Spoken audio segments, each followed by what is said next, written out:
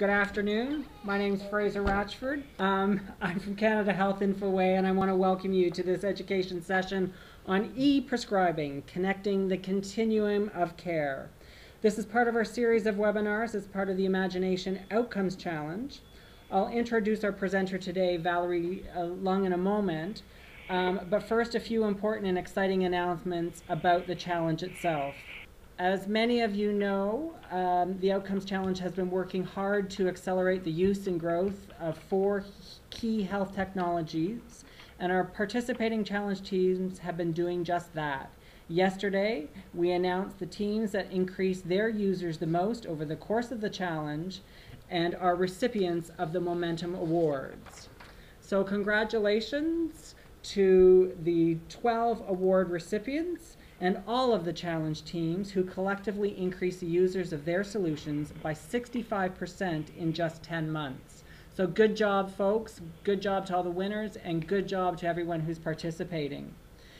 The overall awards, which are the largest, are still up for grabs and will be awarded after the challenge concludes in March 2013. So for those of you who are using these technologies and have not yet joined the challenge, it's not too late. And for those of you who are currently in the challenge, keep accelerating because, as you know, we're driving to the next million. We're very close to the next million. We're at 1.7 million so far, and as you know, $5,000 will be awarded to the participating team when the challenge reaches 2 million uses of the 4 technologies. So keep up the good work, everyone. We also just want to give you an update on some upcoming webinars. We have one that we've previously announced, and today we're announcing another one. Dennis Giokas from Infoway and Dwayne Bender from Mohawk College will discuss mobile health. They're going to be doing that in January. And we've just added a new webinar. Wendy Lee, Senior Vice President of Kaiser Permanente, will be presenting Kaiser's vision of an innovative and on innovation and IT. So both these are very great.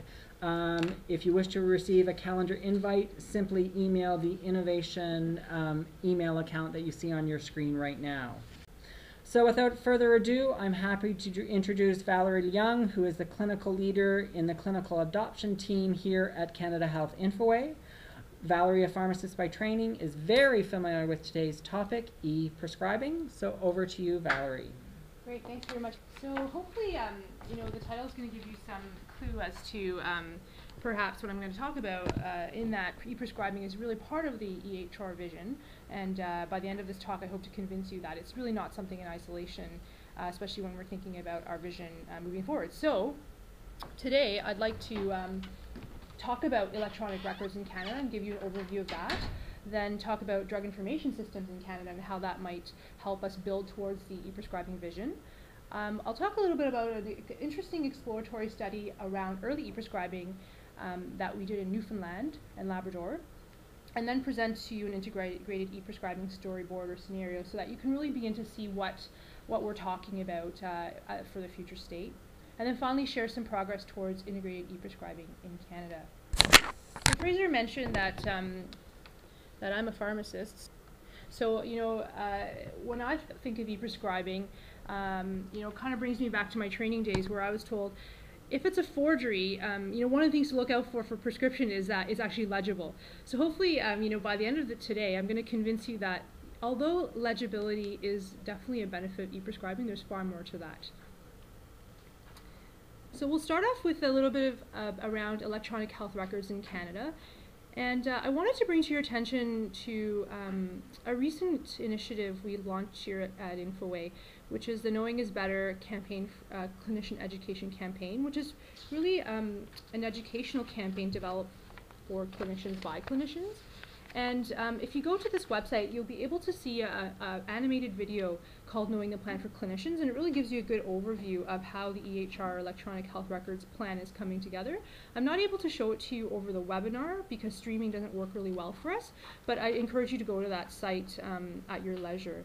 However, I will go through some of the key components so that you get a sort of sense of what the building blocks of the EHR are like. So many of you know Infoway was created in 2001 really to guide the development and adoption of electronic health information systems with compatible standards and technologies across Canada. And together, Infoway with the provinces and territories consulted with healthcare providers and technology experts to really establish the requirements for securely storing, sharing, accessing, and managing health information. So really there's three fundamental components that we must think of. The first is point of care systems. So many of you will have experience working with these. For example, EMRs are electronic medical records, hospital information systems, pharmacy management systems, or dispensing systems. Those are what we refer to as point of care. Storage, so these are the electronic health record databases that are being built by provinces and territories to store very specific clinical information that will be made available to authorized clinicians. These are, for example, our drug information systems, diagnostic imaging, PACS, picture archiving and communication systems. And then the third component is connection. So really that's quite important because it allows for a complex variety of pertinent patient information to be retrieved and contributed by authorized clinicians from a variety of practice settings when they're treating a patient. So looking at these components a bit more in detail, with respect to point of care systems, so before authorized healthcare providers can connect to the electronic health record systems, point of care systems need to be in place in practice settings where patients receive care. Right now, many of you know that in different locations, whether it be in community pharmacies, public health, primary care, acute care, long-term care, and home care, all of these may have different ways of managing information. Now, in some cases, some providers, based on the systems they have, can or may be ready to connect to electronic health record systems right away, but some will need to have add-on software or upgrade in order to translate information to and from the network. And even in some cases, new systems will need to be developed altogether. So that's the first component. With respect to storage, really there's 6 core information repositories. I won't go through each of them in very much detail, but as you can see, they each have different information inside of them, and I think for our purposes, the drug information systems is probably the most pertinent. This, generally would track prescription medications, and that would be available across all the points of care. Finally, connection is critical, and we think that connection is the component that will deliver strong clinical value, allowing for a timely exchange of information across the continuum of care. Once point of care systems are in place, healthcare providers can begin to connect to electronic health record databases once they're available in their province or territories. And these secure pathways will allow all types of information to move between points of care in a community, province, and eventually across Canada.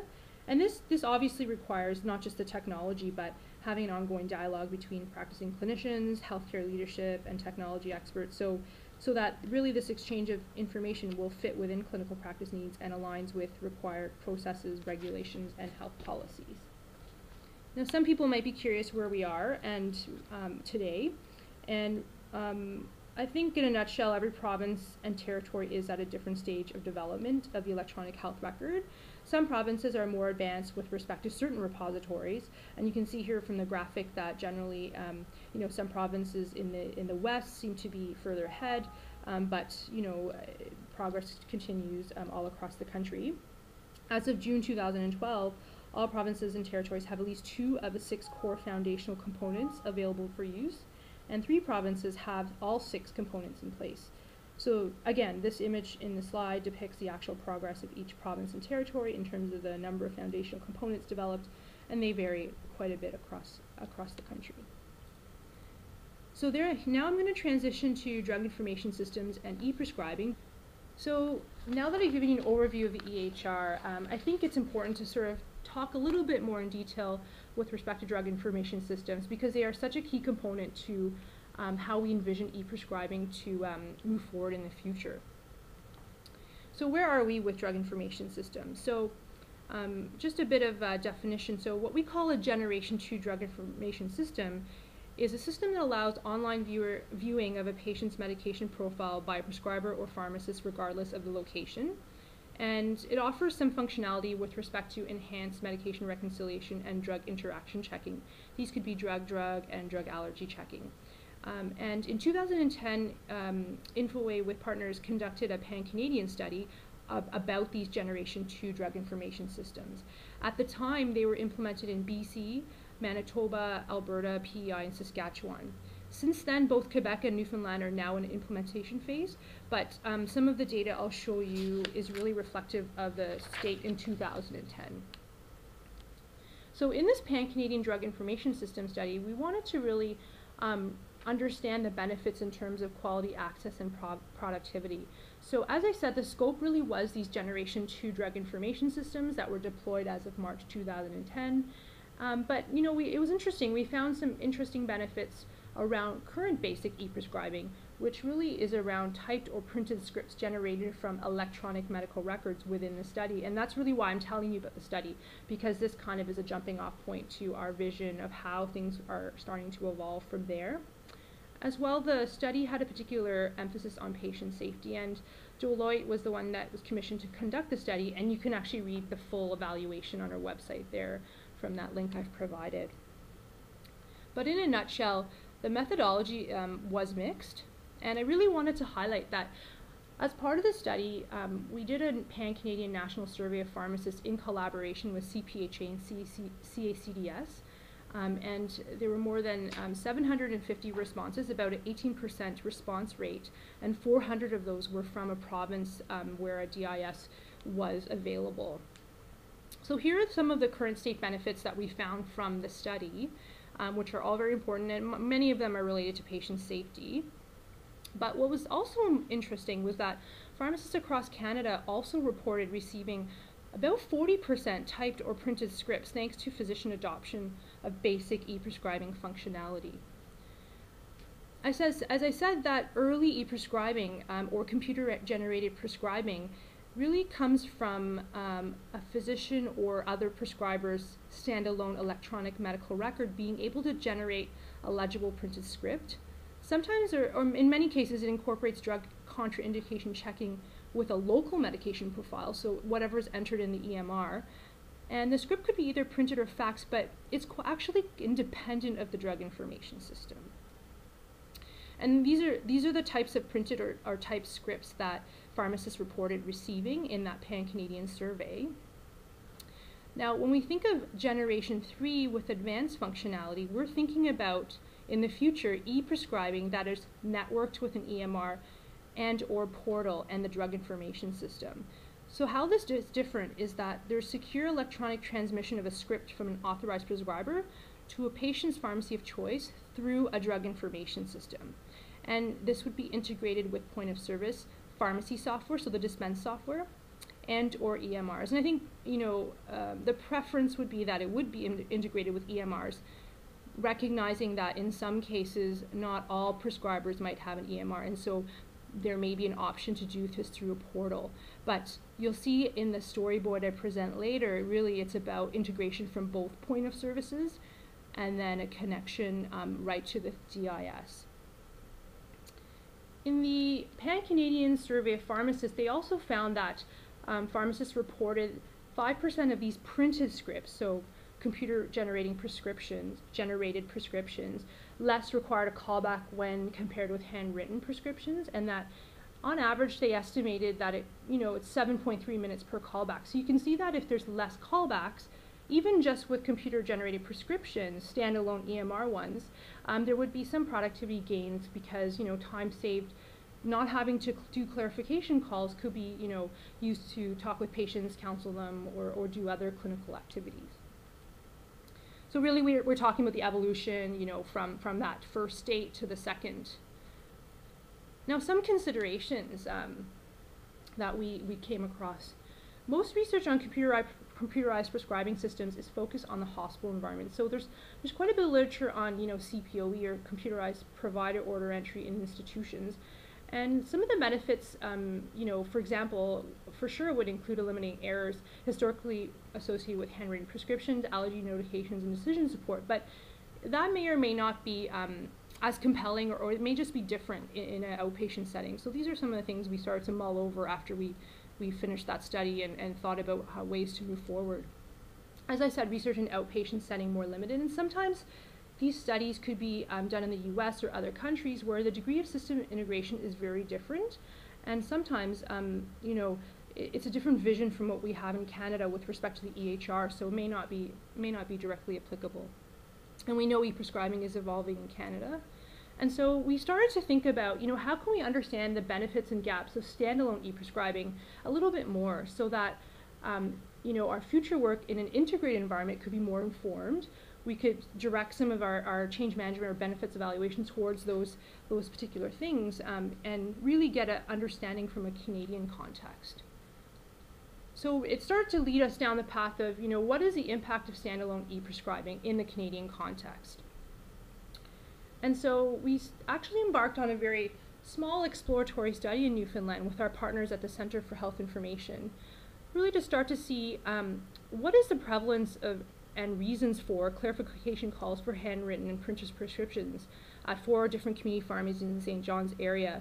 Even though we had information from the Pan-Canadian study, that was really more of a large sample, but not very detailed information, and so we really wanted to find out a little bit more about what really was going on, and is that 7.3 minutes estimate accurate?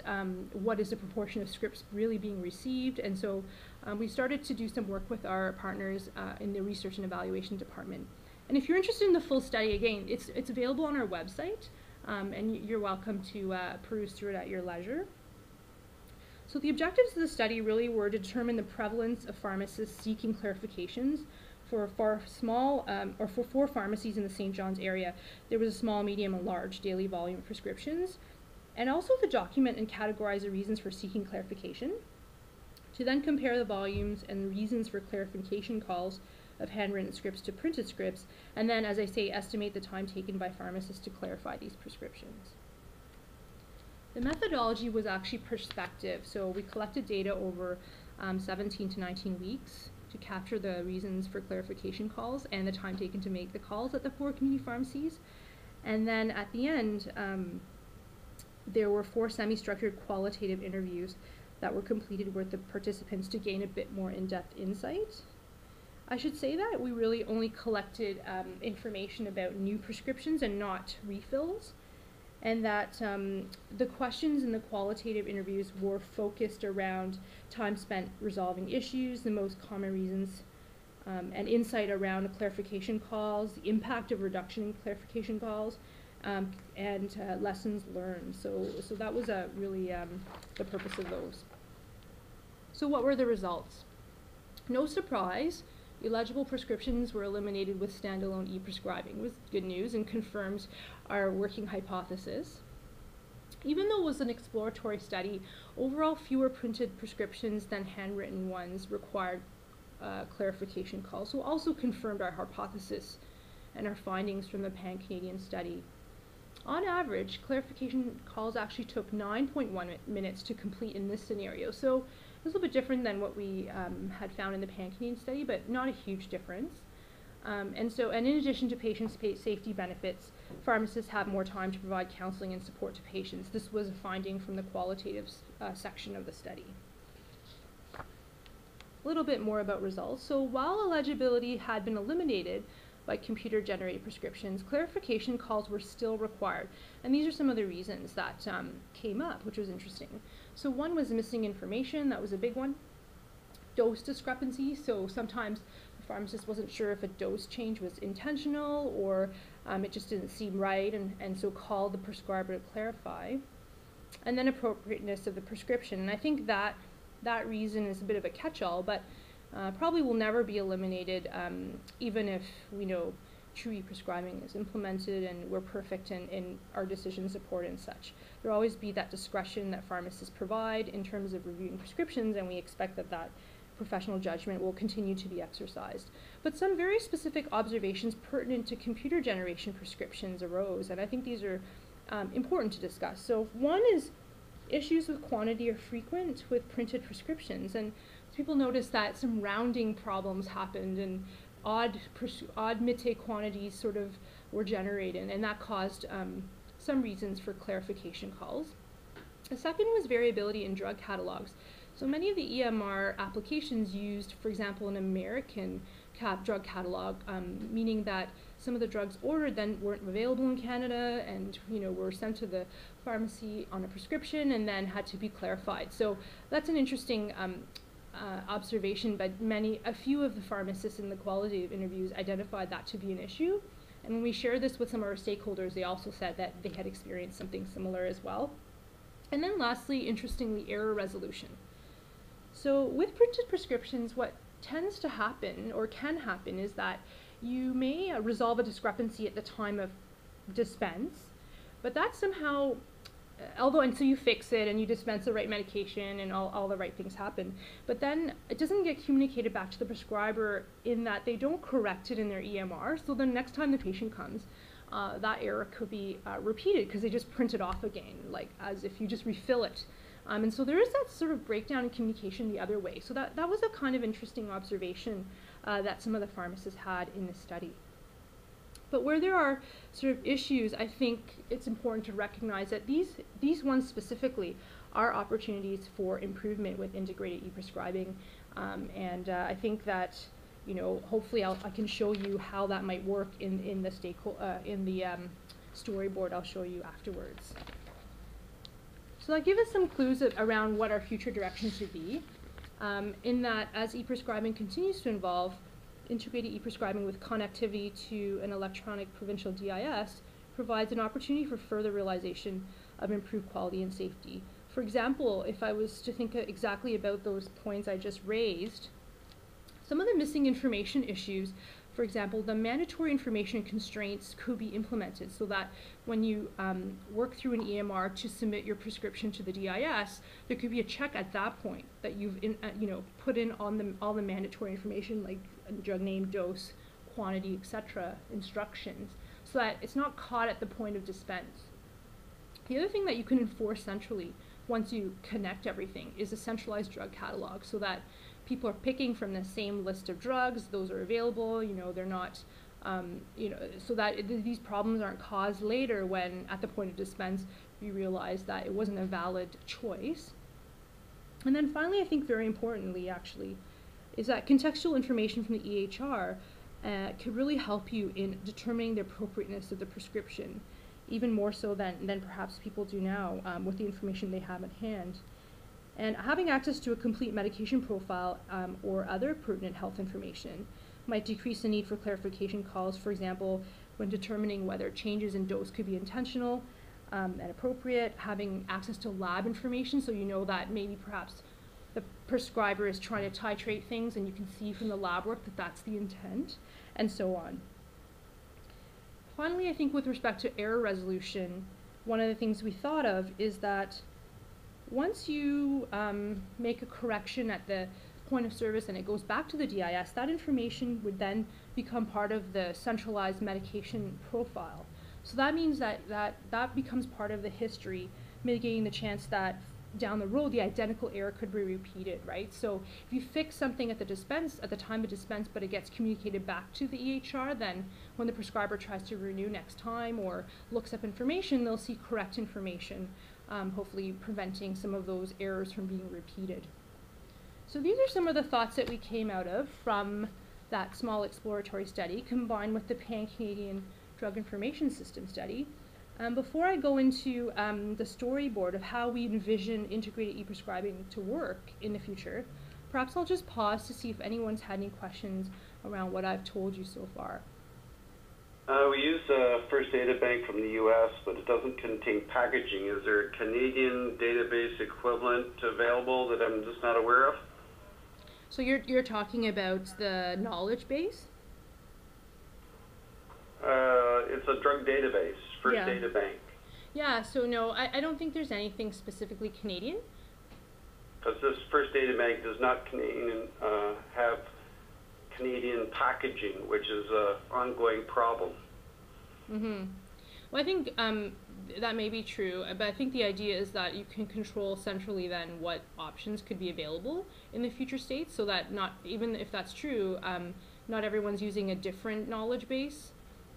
So the idea would be then to streamline that and have similar options for everybody to choose from and be able to control that centrally. But nothing exists today. I don't think anything different exists today. Okay, thanks. Any other questions? Okay, so I guess I'll move on to the storyboard. Sort of a little tiny bit of animation, but nothing as fancy as you'll see on our Knowing is Better for Clinicians website. So around the same time that we did the study in Newfoundland, a pan-Canadian e-prescribing harmonization project that we led with our partners brought together some clinicians, jurisdictional representatives, and vendors to help guide the evolution of e-prescribing. And one of the outputs of that work was a working group of clinicians to try and articulate what we should work towards in the future. And like I said, this integrated e-prescribing is a means of streamlining the medication order process by enabling prescriptions to be created, signed, and transmitted electronically. And one of the outcomes of the project, again, is this vignette that you're about to see. What it really is just using fictitious actors, kind of playing out how a scenario might work out. So they're really just examples. And you can probably substitute different characters for different practitioners depending on where you might practice. And definitely the scopes of practice might be different. However, this is really just to give you an idea of how we envision things to move forward. Each jurisdiction at the moment is in a different stage of e-prescribing implementation. So depending on where you are, you may recognize some of it. It may be completely new, but you know, I think we can talk about that later as well. But some definitely jurisdictions are moving towards this vision more than others. So with that, I'll start. So this is, you know, I'm going to go through the scenario, and then we can pause for questions after. But you'll see it's kind of it's just a sort of a case study. So I'll start now. Martin Lambert's one of the characters. Martin Lambert makes an appointment with his primary care provider for increasingly bad headaches over the last few days. Prior to the appointment, Martin's record in the primary health care clinic, EMR, was updated with clinically relevant information from the EHR repositories, like those ones I just talked about. This includes updates from the drug information repository that stores all prescriptions filled by Martin anywhere. Upon his arrival at the clinic, Martin's information is validated, the appointment is registered, and he is directed to an exam room. Dr. Marshall arrives in the exam room to greet Martin by name, and she shows Martin his EMR record on the screen. Using the EMR, Dr. Marshall reviews Martin's summary health information, including problems, allergies, immunization, and his medication profile, showing his prescriptions and prescription pickups. She discusses with Martin his last hospital emergency encounter and the reason for today's visit. Dr. Marshall selects an assessment template and, together with Martin, completes the best possible medication history section. The template is already populated with information from the EHR. Now, in this case, we portray a physician completing the BPMH, or best possible medication history, but depending on the clinical setting and available resources, this could be often completed by other providers, such as nurse practitioners, pharmacists, and nurses. At this point, Dr. Marshall validates Martin's allergies history and compares the profile against the medications Martin brought in as requested for the appointment. She asks Martin how he's taking each of his medications, and Martin tells her that he's cut his pain medication in half because it's making him drowsy and is causing constipation. He also says that, you know, he's having a little bit of trouble opening the pill containers, and so Dr. Marshall enters the pain medication dose discrepancy information, and that Martin is having a hard time opening medication containers. I'll go back one. Dr. Marshall sees the antihypertensive medication prescribed by the emergency provider and notes as she obtains his blood pressure that is still too high, so she discusses the need to change the medication to another type, which may be more effective in lowering his blood pressure and might also help with his headaches. Dr. Marshall also suggests to Martin that he could take a natural product called Benefiber for his constipation. Martin agrees, and Dr. Marshall tells him she'll prescribe Benefiber for him. Dr. Marshall completes the assessment. In the EMR prescription entry screen, she selects Martin's current pain medication prescription, adjusts the dose to half, and includes a note about the reason for the change. She then prescribes a different antihypertensive medication by entering the generic drug name and selecting the desired drug from the list displayed, which includes additional prescription details for her to validate or adjust. She also enters a note for the pharmacy staff indicating Martin was instructed to stop the amlodipine or other blood pressure medication, and a note to address Martin's expressed difficulties opening prescription containers. As Dr. Marshall completes the prescription entry, she explains to Martin he must stop taking the other antihypertensive medication and start taking the new one she's just prescribed. Now, many of you know that is a very common problem. So this scenario is really trying to illustrate that, integrated e-prescribing could allow that two-way communication, between the prescriber and the pharmacist, in addition to speaking with the patient. Dr. Marshall repeats this process to enter the Benefiber prescription, and she submits the new prescription orders in the EMR, which has been set to display moderate and high-level alerts. The submission triggers contraindication checking, such as drug dose, drug allergy, or duplicate orders. Dr. Marshall receives an alert in the EMR indicating duplicate drug therapy, which reminds her that she needs to discontinue the antihypertensive prescribed during Martin's recent emergency visit. Dr. Marshall selects the emergency antihypertensive order from the EMR and discontinues the medication, entering the reason for discontinuation. Dr. Marshall resubmits the order, and no alert is received this time.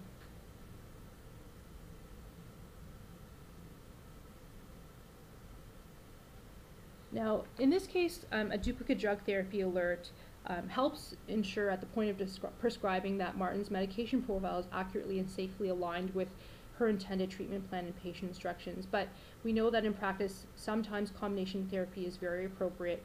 And just to let you know that the prescriber could manage this by entering information ahead of time or overriding the alert and selecting the appropriate reason. We just use that as an example of how the alert could help you pinpoint something that's not necessarily in your local system, something that's out in the EHR environment, and alerting you to manage that before the patient is sent to the pharmacy, and for example, a clarification call could happen at that point. Martin's EMR medication profile is now updated and prescriptions with the prescription changes, and after Dr. Marshall's digital signature from the EMR is used to authenticate her identity in the DIS, the EMR submits to the DIS the two stop prescription requests for the pain medication and the antihypertensive from Martin's emergency visit. The submission of these orders triggers DIS contraindication checking, such as drug dose, and drug allergy and duplicate orders. At this point, no alerts are received, and Dr. Marshall sends an updated medication profile reflecting all changes to Martin electronically as per his request. She prints the updated medication profile to help remind him to pick up the prescriptions. The prescription changes are available now in the drug information system. Optionally, in some jurisdictions, you may be able to direct the prescription to a specific pharmacy, but always we are building a system to reflect patient choice. And in some cases, Martin could phone his preferred pharmacy and tell them that prescriptions are available in the DIS ahead of time, so that when he arrives they could be ready, or the clinic could auto-fax the prescription. Okay, so now Martin arrives at his local pharmacy and identifies himself to John Smith, the pharmacist, and states that he has new prescriptions. John greets Martin while logging into the pharmacy management system and opening Martin's record. John's identity is confirmed by the DIS as he requests and obtains Martin's new prescription information for the pharmacy system. The new prescription information triggers pharmacy system contraindication checking, and no alerts are received. John evaluates the new prescriptions using Martin's medication profile and accepts the changes, which updates the pharmacy management system medication profile. The pharmacy technician prepares the medications as prescribed, putting the pills in easy-to-open containers as per Dr. Marshall's annotation, and completes the medication preparation. And then the pharmacy management system is updated to reflect the dispensed prescriptions. So you see here, there's the Ramipril now, the amlodipine's not there anymore, the Benefiber's there, etc. John provides Martin with prescription counseling and documents this in the pharmacy management system. Martin leaves with his prescriptions in hand, and the pharmacy management system and the drug information system are updated to reflect that Martin has picked up the prescriptions. So that's the end of the vignette. If anyone has any questions about how that might work, or even if anyone wants to share how it might be different in their jurisdiction, we can have a bit of discussion about that now. When's the College of Pharmacists going to update the rules so this could even take place? You're right, so that's a great question. So with respect to federal and provincial regulations, those do allow for a digital signature. Sorry, I shouldn't say digital signature, electronic prescriptions to be valid. However, it is really up to the different colleges in each jurisdiction to determine what is acceptable.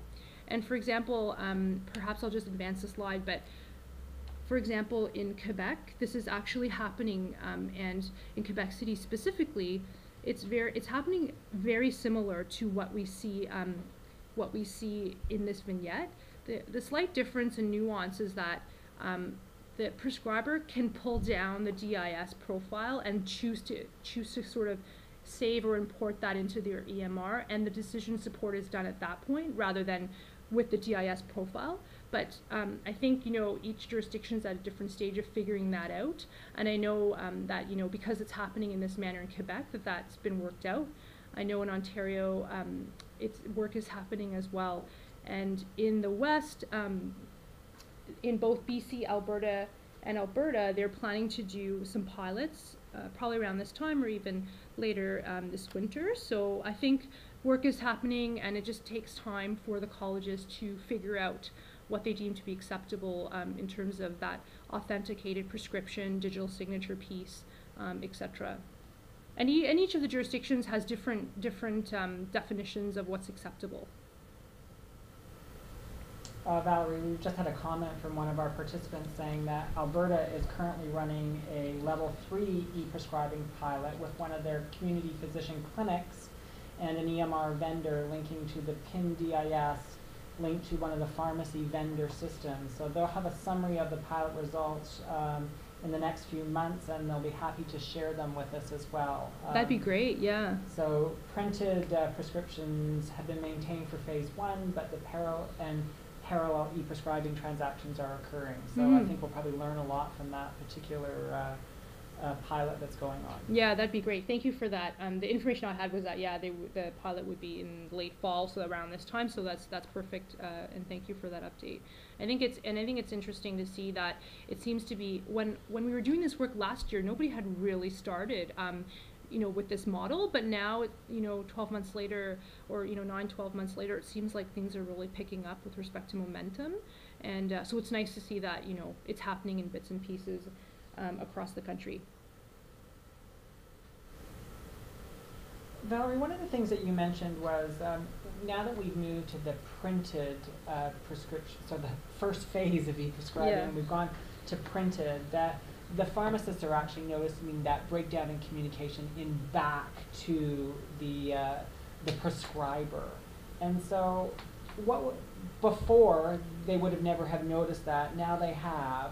So are many of them actually doing that intervention to actually say we've updated it, or are they sort of waiting for this third generation of e-prescribing to happen and letting the system take care of it?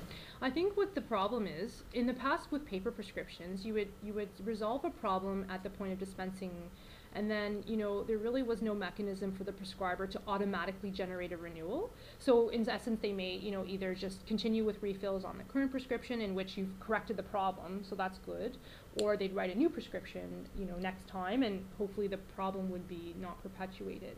But with the printed prescriptions, what ends up happening is that the pharmacist may, obviously you would communicate with the prescriber, you would call them and have a conversation, but then the prescriber may not go back into their system and make that correction.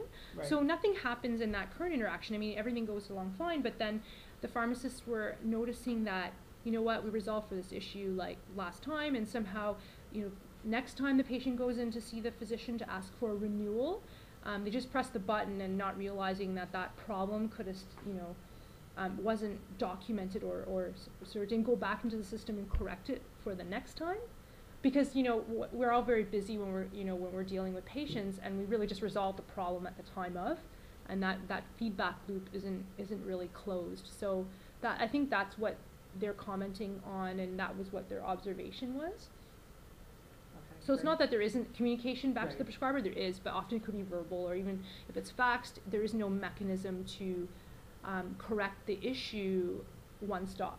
Right. Well, it really speaks to the workflow issue of that once we get all this connected, it'll be integrated into the workflow, so then you don't have to think, oh, now I need to go back, or it'll be seamlessly integrated. Yes, the idea would be, you would correct that. For example, there's a problem with the dose.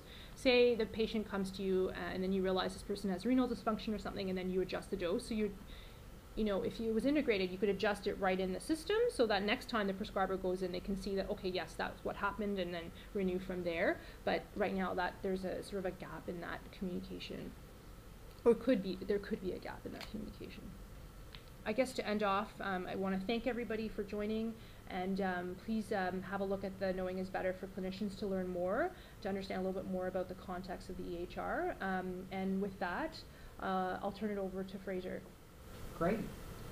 Well, thanks a lot, Valerie. That's very informative. It's nice to know that we're innovating to get further ahead, and as a result, all of us Canadians will be better for it. So that's great.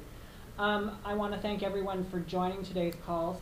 Just a reminder to you, after this teleconference or this webinar, we will be sending out an evaluation. We do appreciate your feedback. I'm anticipating a lot on the sound quality, but we also want to hear what other future topics you would like to hear. As I mentioned earlier today, we already have 2 lined up, one on mobile health, and then Kaiser Permanente also doing a presentation for us in February. So we look forward to you joining us in January. Until then, challenged teens continue to drive to the next million, and I think this will be the first time I'm saying this, but happy holidays to all. Thanks.